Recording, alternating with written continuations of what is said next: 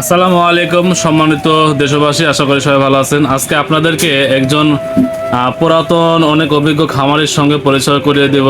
আর তিনি হচ্ছেন আমাদের এই যে মজলা চাচা। আসসালামু আলাইকুম চাচা, কেমন আছেন? বেশি ভালো নাই। বেশি ভালো নাই? আমি দুইবার হলে ব্রয়লার মুরগি আবাদ করবে লাগে, আমি মার খেয়া কিচ্ছু নেই। আমি একবার কুম্ভ হয়ে গেছি, আজ 1 বছর ধরে ঘর ফেলা তুইছি, তাও তুলে পারতেছি না। দিনাদারি মানুষ পাবি, এটা কিছু করে পারতেছি না। আমার অবস্থা খুব খারাপ। সরকার হলে ব্রয়লার মুরগির দামও দেয় না, খাদ্যের দাম বেশি, লিয়ারের দাম বেশি, সপ্তাহের দাম বেশি, ডিমের দাম কম। এখন এটা পরে আমি আর 2 বছর ধরে মার খেয়ে গেছি।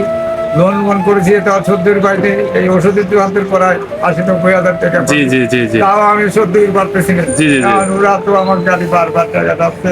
জি, আমি জি। এখন কি করবো? আমার অবস্থা ভালো না।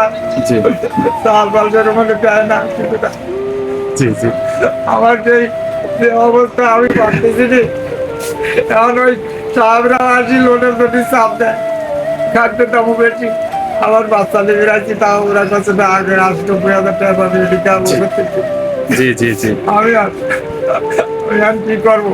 আসলে সরকারের উচিত যারা মাথার ঘাম পায়ে ফেলে এই যে মুরগিগুলা পালন করে, লালন পালন করে, তা অবশ্যই উচিত আসলে এসব খামারের দিকে সরকারের চোখ দেওয়া, এসব মানে সরকারের মাঠে নেমে আসা উচিত খামারের পক্ষে কাজ করার জন্য। কিন্তু সরকার আসলে খামারিদের নিয়ে কোনো কিছুই করতেছে না, যার কারণে আপনারা এদের চাচার যে আত্মনাটটা, আসলে সে অনেকবার লস খেতে খেতেই কিন্তু ব্যবসাটা ছেড়ে দিয়ে সে এখন অন্য পেশায় নিয়ে যেতে আছে। ঠিক আছে না চাচা? আমি একজনের কর্মচারী হিসাবে কাজে জি, জি, জি।